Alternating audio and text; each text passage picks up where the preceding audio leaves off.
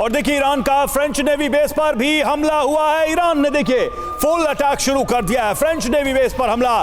बड़ी जानकारी हम आपको दे रहे हैं।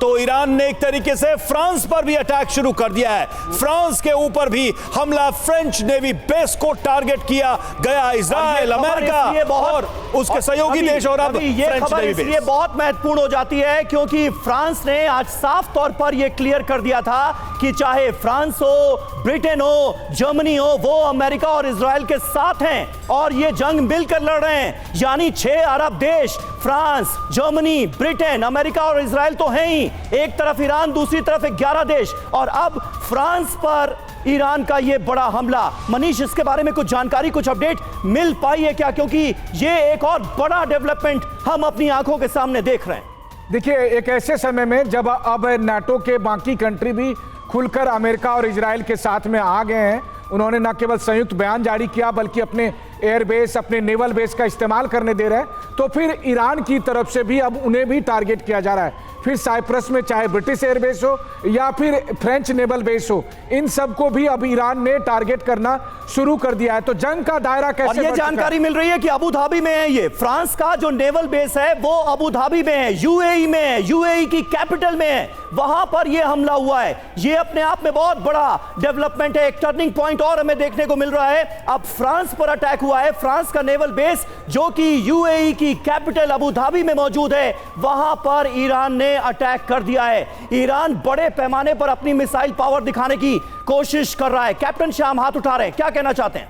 देखिए, मैं जैसा आपको कह रहा हूं, पहले तो F-15 इजराइल का है या अमेरिका का है, यह संभव नहीं है। दूसरी बात, प्रीमेच्योर होगा कहना कि एक ड्रोन ने उनको मारा है। थोड़ा समझदारी से हमें समझना चाहिए। जिस हाई एल्टीट्यूड पे इसकी अटैक हुई है और जिस हिसाब से पैराशूट गिर रहा था, ये हाई एल्टीट्यूड पे एयरक्राफ्ट था, लोअर एल्टीट्यूड पे नहीं था और शायद ट्रैक करना किसी ड्रोन के लिए पॉसिबल नहीं होता। दूसरी बात, जैसा मैं कह रहा हूं, जितने भी चुन कर मूरिंग पॉइंट हैं जहां पे 1 लाख टन के जो कार्गो शिप्स हैं फ्यूल वाले, वो जाते हैं, जेट्टी, बंदरगाह, पोर्ट, चाहे वो फ्रेंच का हो चाहे वो बहरीन में अमेरिका का हो, चुन कर सबको सबसे पहले डिस्ट्रॉय और सर देखिए, फ्रेंच नेवल बेस पर जो अटैक हुआ उसकी तस्वीर हम आपको दिखा रहे हैं। अब देखिए एक और नई तस्वीर, ईरान ने जो हमला किया है यूएई में, जो फ्रेंच नेवल बेस है जिसको टारगेट किया, उसकी तस्वीर आप देखिए। इस नेवल बेस से धुआं उठता दिखाई दे रहा है। हमले के बाद धमाका यहां होता है, जबरदस्त धमाका। और अब आप देखिए कि फ्रेंच नेवी आ गई है निशाने पर। कैप्टन श्याम,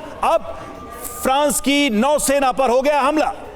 फ्रांस की जो शिप है वो मेडिटेरियन से निकल के रेड सी में आ रहा है। हूती ने भी आग का गोला छोड़ दिया है और हूती की तरफ से रॉकेट हाइफा पर जाएगा, ये शायद करेक्ट नहीं है। इजराइल की तरफ से जो डिफेंडिंग जो सिचुएशन है वो जेराल्ड फोर्ड मेडिटेरियन में है, एयर डिफेंस कवर दे रहा है। और इस बार मेरे ख्याल से मुझे लगता है कि जेराल्ड फोर्ड वो रेड सी में नहीं लाएंगे, वो वहीं से रखेंगे। आपको जहां तक नेवी की एसेट्स की बात आप पूछ रहे हैं मुझसे, नहीं, लेकिन सतीश जी जरा ये बताइए कि ये कितना बड़ा डेवलपमेंट है, क्योंकि ईरान जो कि अकेला भिड़ता नजर आ रहा है 11 मुल्कों से एक साथ, वो इस तरह से अपनी शक्ति दिखाने की कोशिश कर रहा है। एक तरफ यह खबर कि ईरानी ड्रोन ने अमेरिकी फाइटर जेट को मार गिराया और दूसरी तरफ फ्रांस के नेवल बेस पर इतना बड़ा अटैक।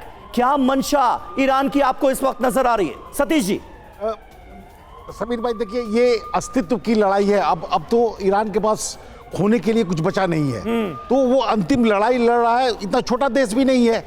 पिछले कई दशकों से वो यूरोप और अमेरिका को आंख दिखाता रहा है, तो उसने अपनी शक्ति संवर्धन भी किया है। तो ऐसी स्थिति में 11 देश जो दुनिया के सबसे पावरफुल कंट्रीज हैं, वो ईरान के अगेंस्ट में है। तो ये समझने में कोई दिक्कत नहीं होनी चाहिए कि हार इसमें ईरान की होगी, लेकिन ये हार अस्थाई नहीं होगी। उसके बाद से फिर ईरान ऊपर आएगा और जो परिस्थितियों में ईरान को दबाया जा रहा है, वो परिस्थितियां फिर से उबल कर। लेकिन सिर्फ अपने बूते ईरान इतनी बड़ी हिम्मत कर रहा है, या फिर आपको ईरान के साथ कोई खड़ा नजर आ रहा है? रूस और चीन की तरफ मेरा इशारा। ये चीन पर डिपेंड करता है कि किस तरह से जियोपॉलिटिक्स नया करवट लेता है। चीन के लिए भी चुनौती है। चीन के लिए भी चुनौती है। अब सारे समीकरण टूट चुके हैं। रूल बेस्ड ऑर्डर की जो बात चीन करता आ रहा है, अगर आज वो एक्टिव मोड में नहीं आया तो हो सकता है कि चीन को इसका खामियाजा झेलना पड़ेगा, और या तो उसके पास उतनी क्षमता नहीं है। सतीश जी, जो उसका सर ग्लोबल डोमिनेंस होगा वो सवालों के घेरे में हो जाएगा। एक और जानकारी हम आपको दे रहे हैं, ये खबर अब पुष्ट हो चुकी है, कंफर्म हो चुकी है, और खुद फ्रांस ने इस खबर को पुष्ट किया है कि भाई हमारे ऊपर हमला हो चुका है। फ्रांस के ऐलान के बाद ईरान का पलटवार हुआ और अब ईरान ने जो हमला किया उसमें फ्रांस के नेवल बेस को टारगेट किया, और इस खबर को भी अब फ्रांस ने कंफर्म किया है।